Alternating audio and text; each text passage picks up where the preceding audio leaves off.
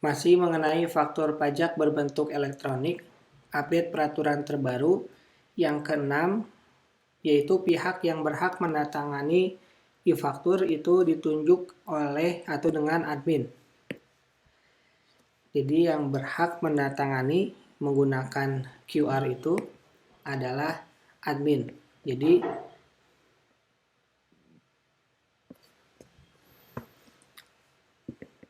orang yang berhak menandatangani itu orang yang memiliki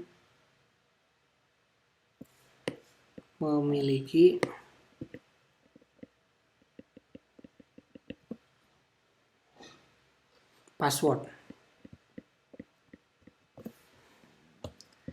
Dan ini disarankan hanya satu orang atau maksimal itu hanya 2 orang yang tahu identitas atau username dan passwordnya. Yang ketujuh, untuk host to host itu hanya mitra resmi DJP.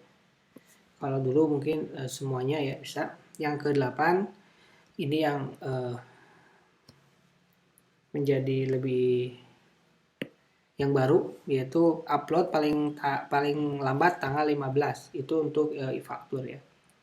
Yang kesembilan, faktur penjualan merupakan e-faktur apabila sudah diupload menggunakan e-faktur dan mendapat persetujuan DJP.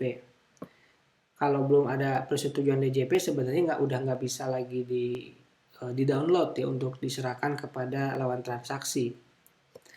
Bahkan si faktur penjualan ini atau faktur pajak ini juga bisa digunakan sebagai invoice ya. Tapi hal ini jarang terjadi karena pasti ada invoice tersendiri untuk administrasi di accounting perusahaan. Kemudian yang ke-10, yang namanya cap, kemudian keterangan, itu tidak boleh ditulis manual atau ditimpa di PDF faktur pajak. Tapi semuanya harus ada dalam aplikasi e-faktur. Kemudian yang ke-11, untuk faktur pajak PE ya, pedagang eceran itu disesuaikan dengan PMK 18 tahun 2021, di mana salah satu peraturannya itu boleh tidak mencantumkan identitas pembeli. Karena kan di awal nomor 1 itu wajib memberikan identitas minimal NPWP atau NIK atau nomor paspor. Nah, untuk pedagang eceran itu boleh tidak mencantumkan, khusus pedagang eceran sesuai PMK nomor 18 tahun 2021.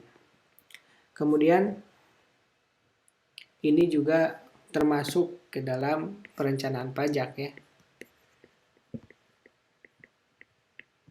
Jadi kalau kita jadi pedagang eceran bisa fokus kepada penjualan, bukan administrasinya. Kemudian yang ke-12, PKP dapat mengkreditkan pajak masukan yang faktur pajaknya tidak lengkap. Nah ini menguntungkan ya.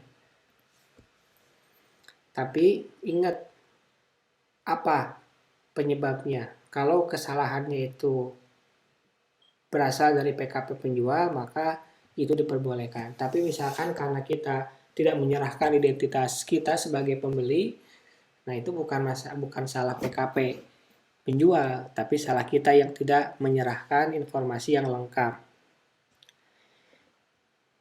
Kalau dulu faktur pajaknya harus valid dulu, harus lengkap dulu, ya, maka boleh dikreditkan, gitu.